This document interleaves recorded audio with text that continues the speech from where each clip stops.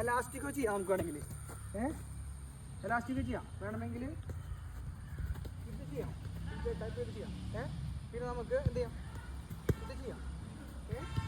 പിന്നെ സിദ്ധാന്ത ചെയ്യാം. പിന്നെ എന്ത് ചെയ്യാം, വാ അടുത്ത ചോപ്പ് ചെയ്ത് കൊണ്ടുപോവാം. ഇത് ചെയ്യാം. അങ്ങനെ വേണമെങ്കിൽ അടുത്ത് സ്റ്റെപ്പ് ഓവർ ചെയ്യാം.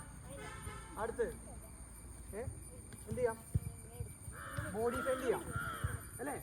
ഓക്കെ, ഏറ്റവും സിമ്പിളായിട്ടുള്ള സ്കില്ല് എന്താണ്? ഏറ്റവും സിമ്പിളായിട്ടുള്ള സ്കില്ല് വിത്ത് ബോൾ സ്കില്ല് എന്നാണോ വിത്തൗട്ട് ബോൾ നമ്മൾ ഒരാളെ സ്കില്ല് ചെയ്ത് ബീറ്റ് ചെയ്യണമാണോ ഏറ്റവും ബെറ്റർ?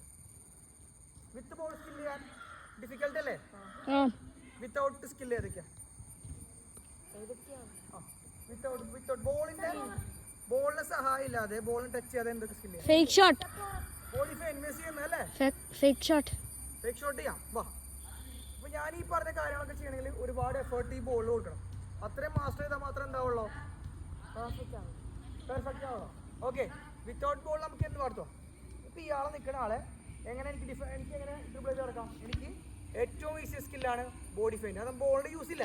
എന്ത് ചെയ്യണോ, ഫേക്ക് ഇട്ടു, ദെൻ ടാപ്പ് ചെയ്ത് പോവാം. ശരിയാണോ? ഇനി അടുത്തത്, ഇനി ഇയാള് കട്ട് ചെയ്ത് പോയിട്ട് എന്ത് ചെയ്യാം, വരാം ചെയ്യാം.